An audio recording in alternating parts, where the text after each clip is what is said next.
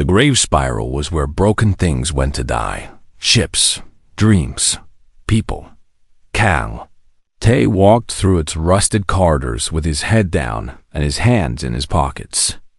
He had learned long ago that making eye contact only invited trouble. 3 years. It had been 3 years since the Pale Drift incident. 3 years since his name became a curse word across the galaxy. The coward. The survivor. The human who lived when better beings died. He passed a group of Thren traders. They were tall, gray-skinned aliens with 4 arms and eyes that glowed faintly yellow. One of them recognized him and spat on the ground near his feet. "Human filth," the Thren said. "Your kind should have stayed on your dying planet." Tay kept walking. He had heard worse. Much worse that the junkyard section of the station stretched for kilometers. Mountains of dead ships rose like metal tombs. Some were recent wrecks. Others had been rotting here for centuries. The air smelled of oil, rust, and old regret. Tay was looking for cheap parts. His current ship, a borrowed cargo hauler called the Grey Moth, needed a new power coupling. Without it, he could not make his next delivery. Without the delivery, he could not eat Dot's simple math. Survive today. Worry about tomorrow later. He climbed over a pile of torn hull plates and stopped. Something caught his eye. Between 2 massive freighter corpses, almost hidden in shadow, sat a ship unlike anything he had ever seen. It was small, maybe 40 meters long. The hull was smooth black metal that seemed to drink in the light. Strange golden symbols covered its surface, faded but still visible.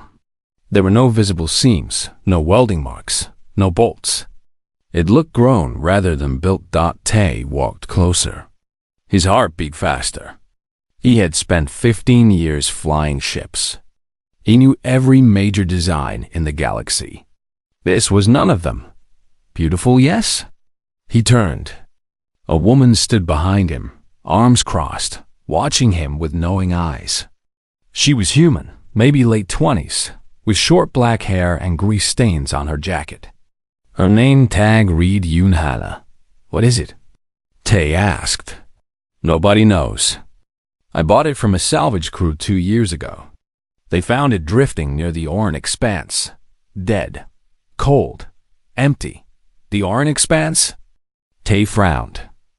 That region was ancient, dangerous, full of ruins from civilizations that died before humans learned to make fire. "I have tried to sell it 6 times, Hana continued. "Every buyer fails. The ship will not start, will not respond.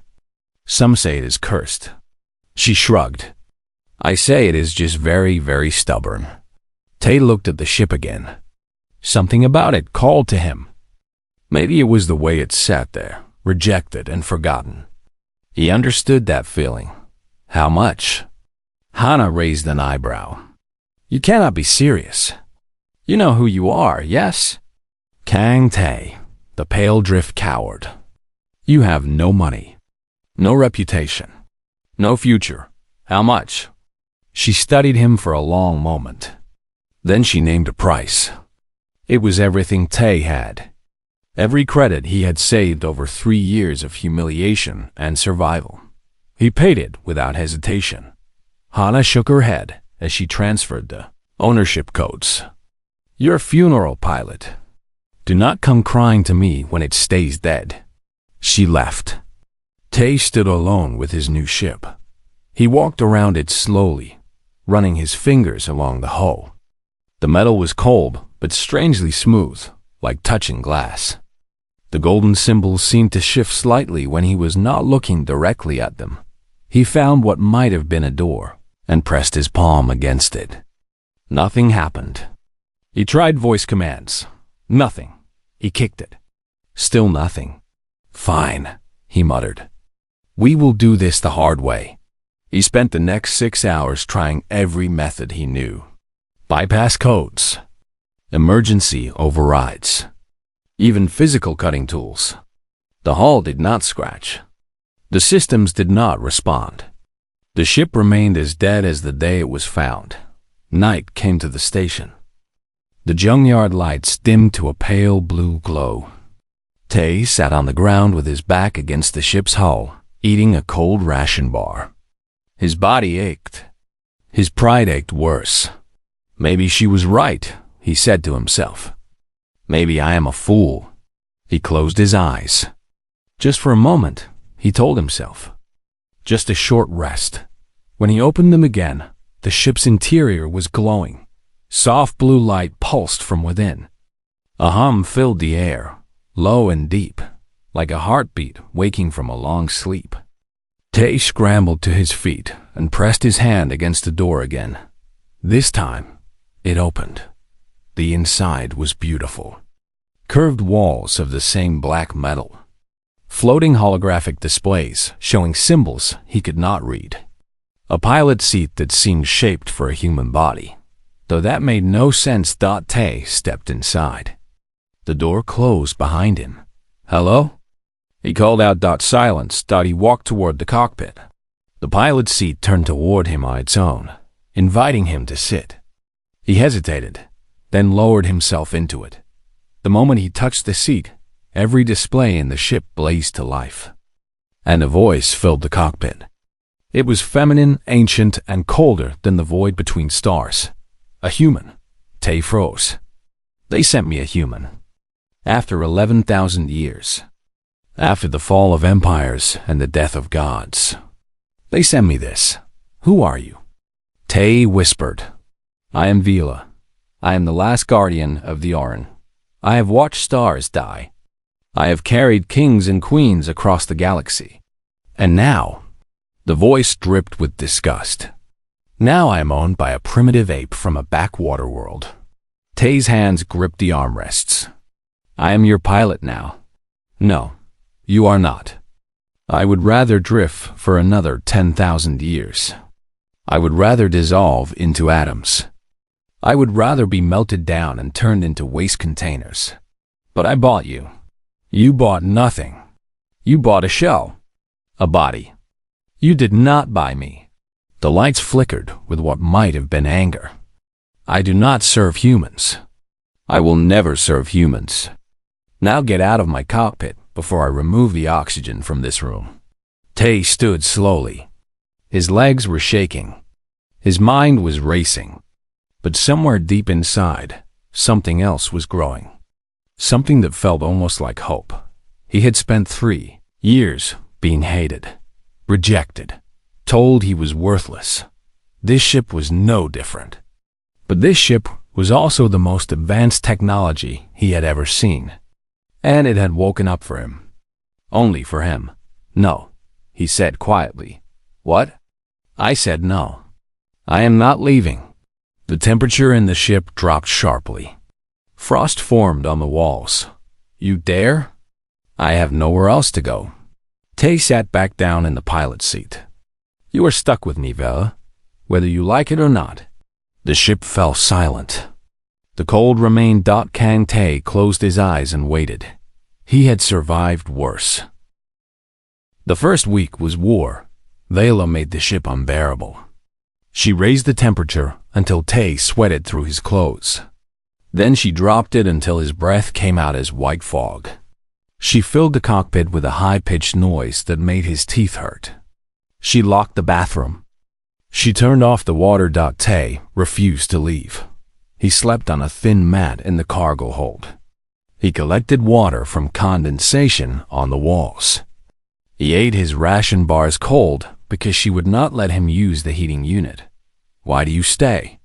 Vela demanded on the third night. Her voice echoed through the dark ship. You are suffering for nothing. I will never obey you. Never. I have nowhere else to go, Tay said. He was lying on his mat, staring at the ceiling. You already know this. There are other ships. Worse ships. Ships that would be happy to have even a failed human pilot. I do not want other ships. Why? Tay was quiet for a moment. Because you are alive. And you chose to wake up when I touched you. That means something. Vela did not respond. The temperature dropped another 5 degrees. On the 5th day, Tay tried talking to her. Not commands, not requests, just talking. I grew up on Earth, he said, sitting cross-legged on the cargo hold floor, in a small city called Bizon, near the ocean. I used to watch the ships fly overhead and dream about the stars. I do not care about your childhood, Vela said. My father was a fisherman. My mother worked in a factory. They did not understand why I wanted to leave. But they saved money for years so I could go to flight academy. Your species bores me. I was the first human from my city to become a military pilot. Everyone was so proud. Tay's voice grew quieter. I wonder if they still remember me, or if they only remember what I became. The ship was silent. Tay continued. The Pale Drift incident. You probably have it in your records somewhere. 12 ships. 36 pilots. We were escorting a civilian transport through disputed space. The Thren ambushed us. It was a trap. I know what happened, Vela said. Her voice was different now, less sharp. I accessed Galactic news archives when I first woke. Then, I gave the order to retreat. I was squad leader. I saw the numbers. We were outnumbered 5-1. All weapons could not pierce their shields. If we stayed, everyone would die. But everyone died anyway. Yes. Tay's hands clenched. I pulled back. I tried to draw their fire. Buy time for the transport to escape. But my squad did not follow. They stayed and fought. And they died. All of them. The transport escaped. I survived. And somehow, that made me the villain. You made a tactical decision. It was correct. Tay looked up, surprised. What? Your analysis was accurate. Staying would have resulted in total loss. Your retreat gave the transport a 23% higher chance of survival. Mathematics does not care about human emotions. Tell that to the families. Tell that to the admirals who took my rank. Tell that to every alien who spits on me, because I lived when better people died. Vela was quiet for a long moment. The Aran had a word. She finally said, Karith. It means the weight of choosing.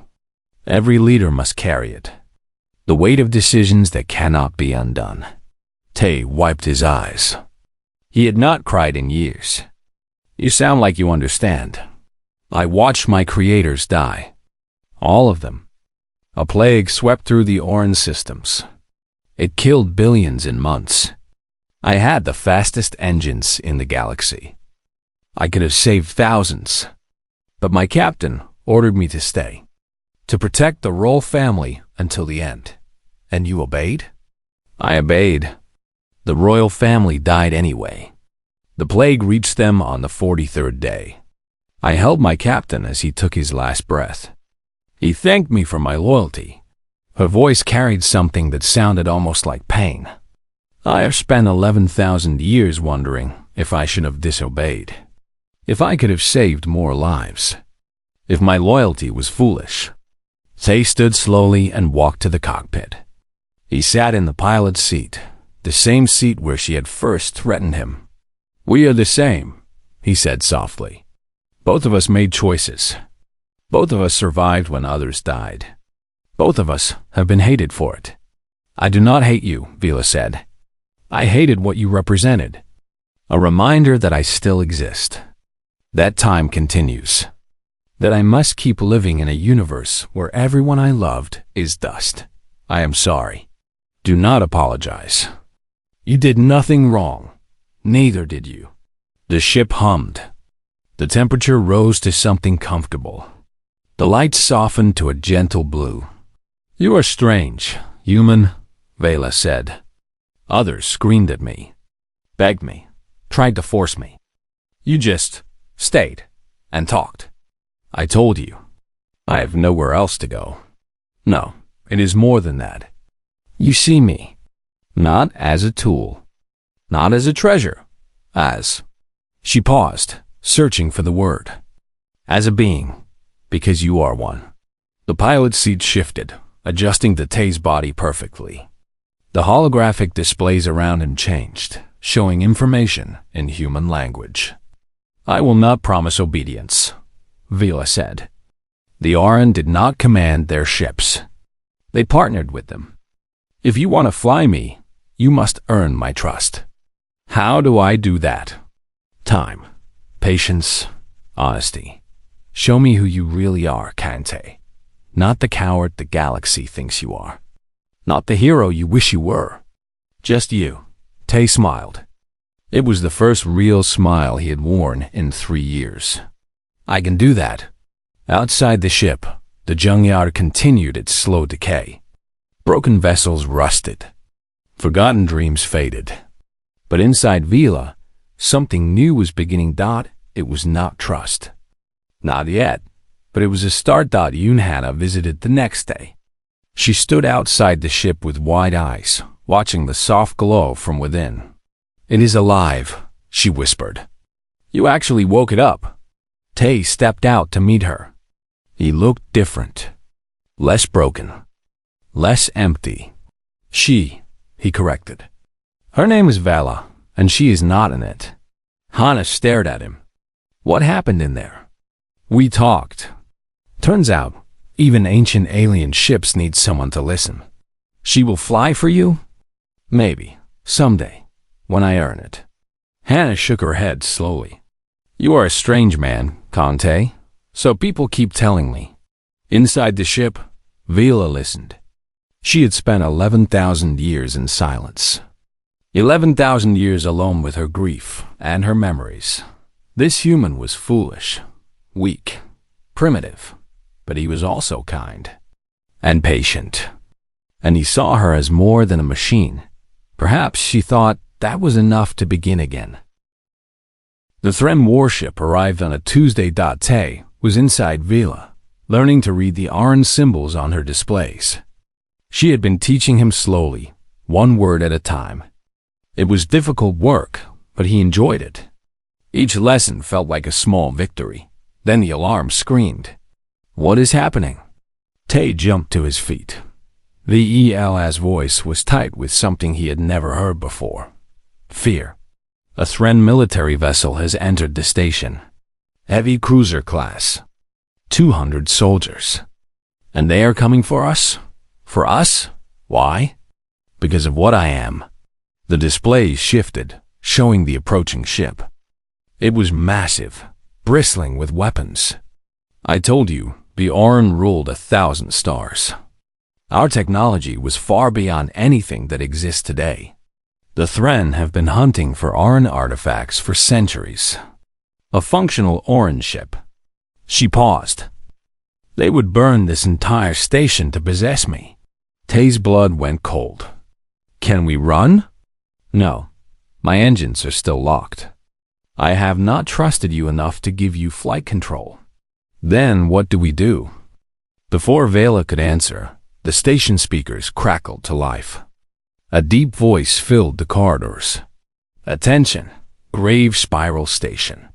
This is Commander Rock of the Thren Imperial Navy. We are here for the Auran vessel. Anyone who interferes will be executed. You have 1 hour to bring us the human called Kang Tay. Tay felt his stomach drop. They know my name. They know everything. The Thren have spies everywhere. Vel's voice hardened. You should leave. Find a place to hide. Pretend you never saw me. No, Tay, listen to me. Commander Rock is not like the traitors who spit on you. He has destroyed colonies, wiped out entire species. He will not hesitate to kill you. And if I give you to him, what happens then? Vela was silent. He will tear you apart, Tay said. Study your systems. Copy your technology. And when he's done, he will scrap whatever is left. You will die alone, in pieces, serving monsters. That is not your concern. Yes, it is. Tay sat down in the pilot's seat. You already lost your people once. I am not letting you lose yourself too. The hour passed quickly. Tay walked out of Vila to meet them. He could have hidden, could have run, but he knew it would only delay the inevitable. And he was tired of running. Commander Rock stood in the junkyard with 20 soldiers behind him. He was the largest Thren Tay had ever seen, nearly 3 meters tall, with 4 arms that looked strong enough to crush stone. His eyes glowed like burning coals. "Khan Tay," Rock said.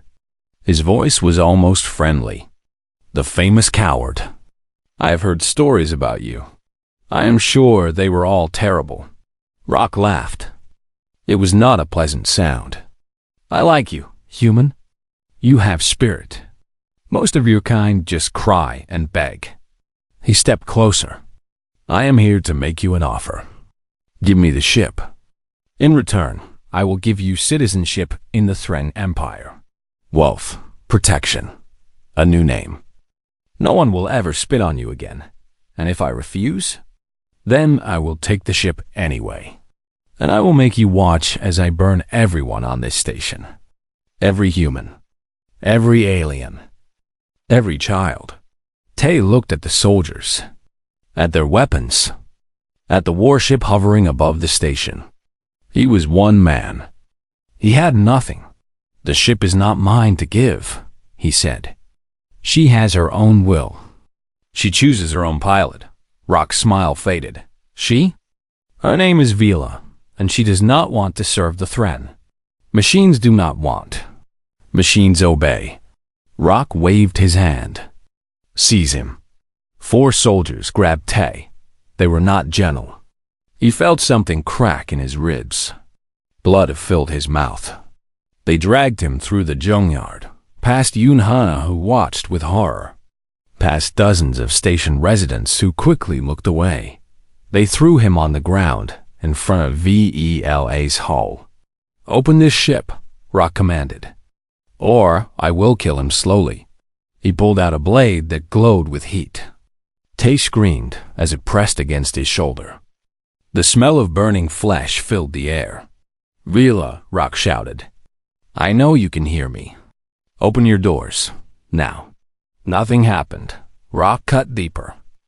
Tay's vision went white with pain. "Vela." Still nothing. Rock stepped back, breathing hard. "Fine. We will cut our way in." He gestured to his soldiers.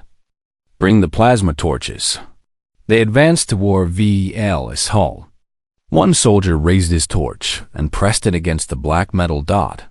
The ship woke up. Every light on Vela blazed to life. Her hull rippled like water. A sound emerged from deep within, like thunder rolling across mountains. And then, her voice. Not through speakers, through the air itself. Shaking bones, rattling teeth. "Touch me again, and I will turn your fleet into scattered atoms." The soldier with the torch stumbled backward. His weapon clattered to the ground. Rock stood frozen. For the first time, there was something other than confidence in his eyes. "What are you?" he whispered. "I am Vila, lost guardian of the Orin. I have watched empires rise and fall. I have burned fleets greater than yours. I am older than your species, older than your gods." Her hull began to glow. "You have hurt my pilot. Leave now or die." Rock looked at Tay, at the blood pooling beneath him, at the ship that was now clearly, terrifyingly alive. He was many things: cruel, ambitious, ruthless, but he was not stupid. "This is not over," he said. "I will return with 1,000 ships if I have to. Then I will burn 1,000 ships." The Thren retreated. Their soldiers practically ran. Within minutes, their cruiser was pulling away from the station. Vela's door opened. Gently, impossibly, Tay felt himself lifted by invisible force and carried inside. He was placed on a soft surface in the medical bay. Machines he did not recognize began working on his wounds. "Why?" Vela asked. Her voice was quiet now, almost tender. "You could have given me up. You could have lived. Tay coughed. Blood stained his teeth. You already lost everyone you loved. I could not let you be alone again. I threatened to kill you. I made you suffer. I called you primitive and worthless. I know. And you still protected me. That is what partners do. The machines hummed. His wounds began to close. The pain faded to something bearable. Vila was silent for a long time. I have been alone for 11,000 years, she finally said. I had forgotten what it felt like. To have someone choose to stay. I am not going anywhere. I know. That is what frightens me. Her voice cracked slightly. Because now I have something to lose again. Tay closed his eyes. Outside, the junkyard was quiet. The Thren were gone. For now, but they would return. Rock had promised, and when they did, Tay and Vila would be ready, together. 3 weeks passed after the Thren attack. Tay healed faster than any human should. His medical technology was thousands of years ahead of anything modern. The burn on his shoulder became a thin scar. His cracked ribs mended completely. He felt stronger than he had in years, but the real changes were happening inside the ship. Vela began opening doors that had been locked for millennia. She showed him rooms filled with Oran artifacts, libraries containing the history of a dead civilization, gardens where strange plants still grew under artificial light, tended by machines that never stopped working. The Oran believed that a ship was not a vehicle. Leela explained as they walked through the library. It was a companion, a partner, a second self. Tay ran his fingers along the strange books. They were not paper. They were something else, something that glowed faintly when touched. How did they fly then? If not through commands? Synchronization. Vela projected a hologram in front of him. It showed an Oran pilot, tall and elegant, sitting in a chair much like Tay's pilot seat. The pilot and the ship became one mind. They shared thoughts, feelings. It was the deepest form of trust. And you want that with me? I do not know yet. Her voice was honest. I have not synchronized with anyone in 11,000 years. My last partner died in my arms, opening myself again. She paused. It is difficult. Tay nodded. We will take it slow. Every day, they practiced. Vila would open a small connection between their minds. Just a thread. Tay would feel echoes of her emotions, vast and ancient, like standing at the edge of an ocean. She would feel his, smaller but intense, burning with determination and old pain. It was hard work. Sometimes it hurt. Sometimes Tay would pull back, overwhelmed by the weight of her memories. Sometimes Vila would close the connection suddenly, afraid of how much she was starting to feel.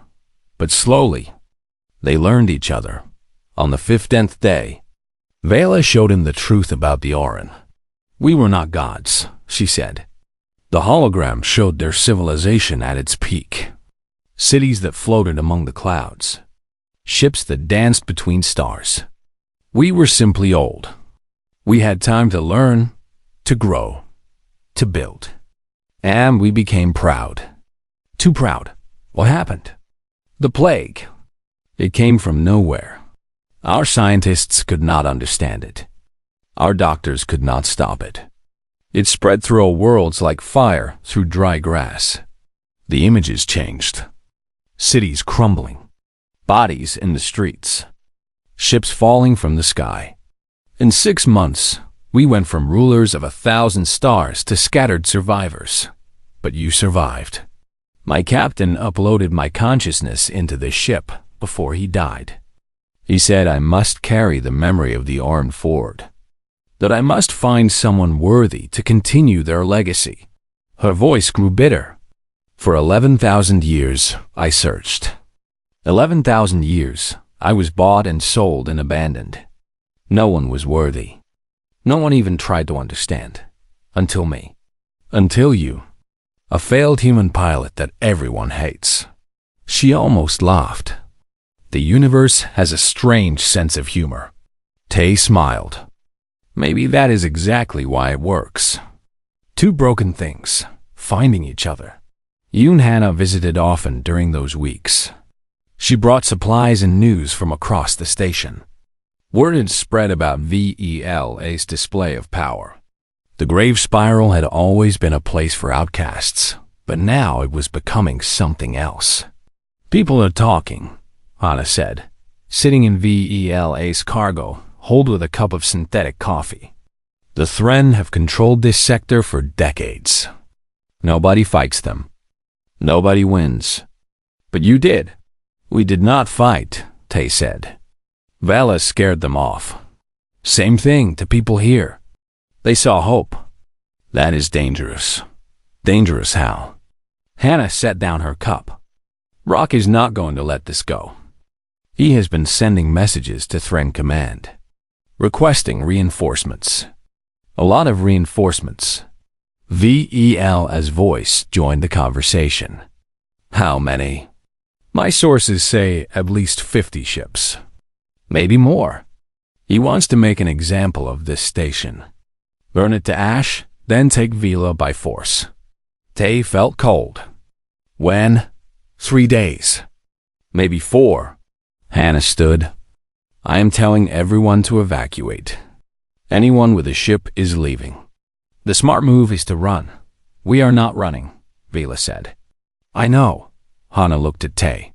I know. That is why I am staying too. Tay blinked. What? This station saved me when I had nothing. These people, the outcasts, the refugees, the ones that nobody else wants. She crossed her arms. They deserve better than being slaughtered to feed some commander's ego. You cannot fight the Thren. Maybe not. But I can help you. Over the next 2 days, something unexpected happened. Word spread through the station. The human pilot and the alien ship were staying to fight. They were not asking for help. They were not making speeches. They were simply not running.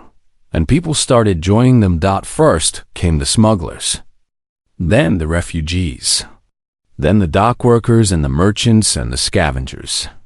Species that hated each other worked side by side, preparing defenses. They had no military training. Their weapons were old and battered. Their ships were junk, but they were tired of being prey.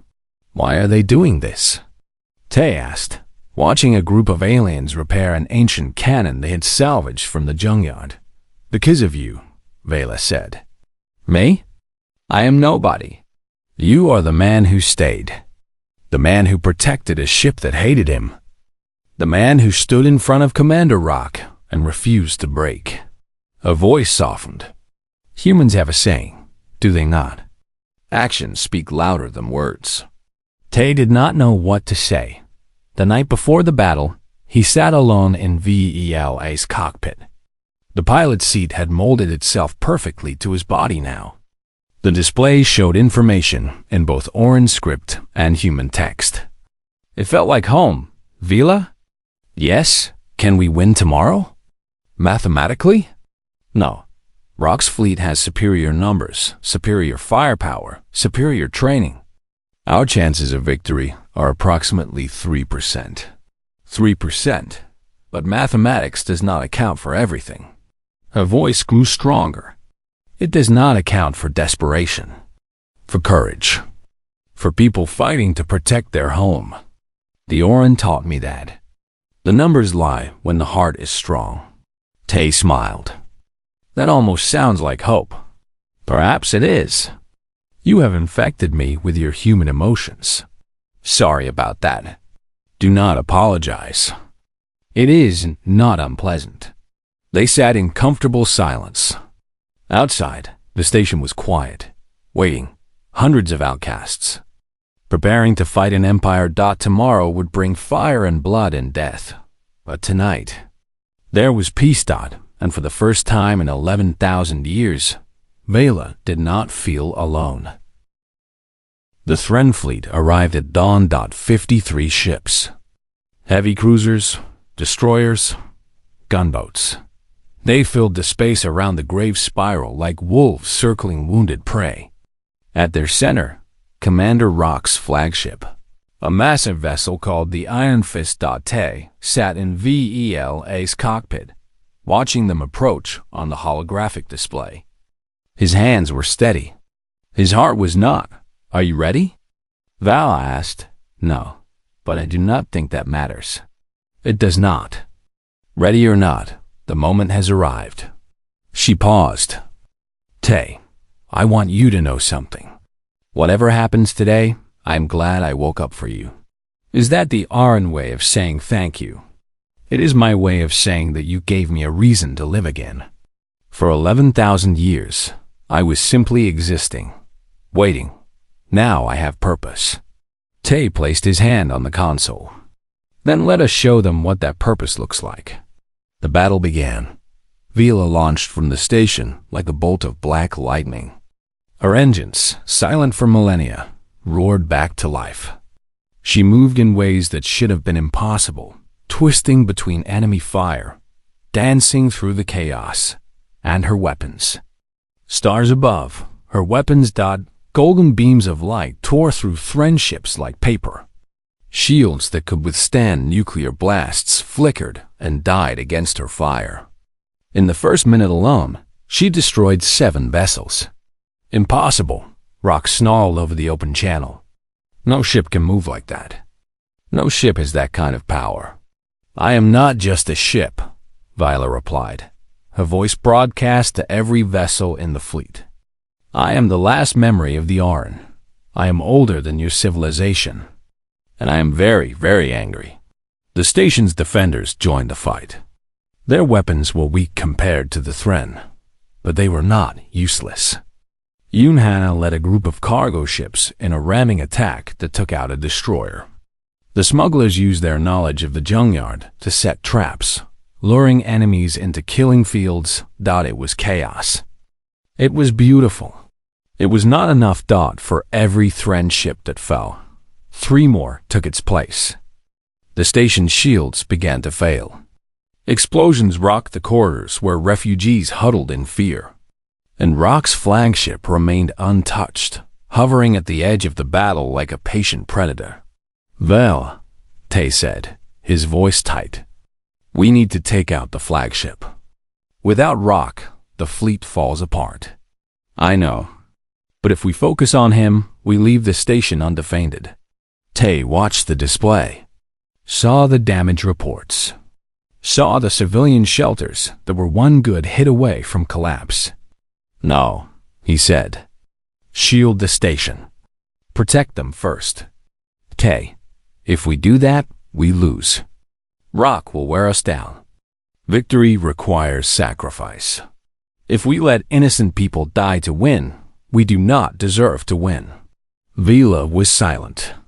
Then, softly, "You sound like an Aran captain. I will take that as a compliment." They broke off the attack. Vala positioned herself between the station and Rock's fleet, her shield spraying wide to cover the damaged sections. She took hits that would have destroyed any other ship. Her hull groaned. Her system screamed warnings, but she held. Rock saw his opportunity. "All ships, focus fire on that vessel, and prepare boarding parties. I want that ship intact." The Iron Fist advanced. Rock's personal transport launched, carrying 100 elite soldiers straight toward Vila. They breached her hull in the cargo bay, cutting through the weakened metal with plasma torches. "They are inside me," Vela said. Her voice carried pain. "Where?" "Cargo bay, medical bay, engineering." The lights flickered. "Tay, I cannot fight them all. My internal systems are failing." Tay grabbed a weapon from the storage locker. It was an Aran pulse rifle, sleek and deadly. "Then I will. You are one human. I am your pilot. And nobody hurts my ship." He met them in the corridors. The Thren were trained soldiers. 4 arms, each carrying weapons. Enhanced reflexes. Armor that could stop most projectiles. Tay was faster. Vila guided him through her halls, opening doors ahead of enemies, sealing passages behind them. She dimmed lights to blind them, adjusted gravity to slow them, pumped heat into their armor until they could barely move. And Tay fought. He had spent 3 years being called a coward. 3 years being told he was worthless. 3 years running from a reputation he did not deserve. No more. He moved like a ghost, appearing behind enemy squads and vanishing before they could react. The Orn rifle never missed. Every shot was precise. Every kill was necessary. Yunhana and a group of station defenders breached Vila through a maintenance hatch, joining the fight. The corridors became a war zone, and at the heart of it all, Commander Rock advanced toward the engine room. Tay found him there, surrounded by the bodies of fallen defenders. The massive Thren stood before Vela's core, a pulsing sphere of golden light that was her true self. "Beautiful," Rock said, not turning around.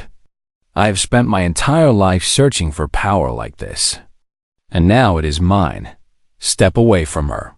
Rock turned slowly. He saw Tay, bruised and bleeding, standing at the entrance with his rifle raised. The coward. Rock smiled. "You know, I almost admire you. You have fought harder than any human I have ever seen. But it ends here." He moved with impossible speed. One arm knocked the rifle away. Another grabbed Tay by the throat and lifted him off the ground. "Humans are nothing," Rock said, squeezing slowly. "A minor species. A mistake of evolution. The galaxy will forget you ever existed." Vela's voice echoed through the chamber. "Put him down. Or what? You cannot harm me without risking your core. I know how Orange ships work. One wrong move and you destroy yourself." Rock laughed. "Checkmate," I said. "Put him down. Make me." Vela's voice changed. It became deeper, older, filled with the weight of 11,000 years. "I have watched civilizations rise and fall. I have seen empires burn. I have carried kings and watched them turn to dust." Her core pulsed brighter. "The Orin had power. Your people have power. But this human has something your kind has never understood." "And what is that?" He stayed. The pulse hit Rock like a hammer. It was not a weapon. It was something else. Something that reached into his mind and showed him Vela's memories. 11,000 years of grief. 11,000 years of loneliness. And in all that time, one person had chosen to stay. One person had refused to abandon her. Rock screamed and dropped Tay. He stumbled backward, hands clutching his head. Tay did not hesitate. He grabbed a fallen blade and drove it through the gap in Rock's armor. The commander fell to his knees, gasping. "Impossible," he choked. "You are just a human." "Yes," Tay said, standing over him. "I am." The battle ended shortly after. Without Rock, the Thren fleet fell into chaos. Vela fired one final blast that crippled the Iron Fist's engines. The remaining ships retreated, leaderless and broken. The Grave Spiral had won, but victory came with a price. Vela's systems were nearly gone. Her voice, once strong and sharp, came in fading whispers. "I used too much," she said. Tay sat in the cockpit, holding her console like a dying friend. "My core is failing. I need to sleep. To heal. It could take a long time." "How long?" "I do not know. Months, years, maybe longer." Tay felt tears on his cheeks. "Then I will wait." "You would waste your life waiting for a machine? You are not a machine. You are Vela. You are my partner. And I am not going anywhere." She laughed softly. It was the first time she had ever laughed. Stubborn human, always. The lights faded. The hum of her engines fell silent. Vela slept. Months passed. Tay stayed on the station, living in VELA's quiet hall. Word of the battle spread across the galaxy. The human and his alien ship. The outcasts who defeated an empire. People came to find him. Humans who had been treated like dirt. Aliens who had been rejected by their own kind. They wanted to believe that they could matter too. Tay did not know how to be a leader. But he tried, and every morning he sat in VELA's cockpit and talked to her. Told her about his day, about the people he met, about the hope that was growing in the station. One morning, 6 months after the battle, he walked into the cockpit and stopped. The lights were on, the displays were active, and a familiar voice filled the air. "You are still here." Tay smiled so wide it hurt. "Told you I would be. I know." VELA's voice was warm, alive, whole. "That is why I came back." The pilot's seat turned toward him, inviting him to sit. He took his place, hand resting on the console. "Where do we go now?" Tay asked. "Anywhere, everywhere." Her engines hummed to life. "The galaxy is full of outcasts who need to know they matter. Perhaps we can show them. Together?" "Together." Vela rose from the junkyard, her hull gleaming in the starlight. Below, the people of the Grave Spiral cheered. The human and his ship flying toward the unknown. They had been broken. Both of them hated. Alone. Now they were neither, and the galaxy would never be the same.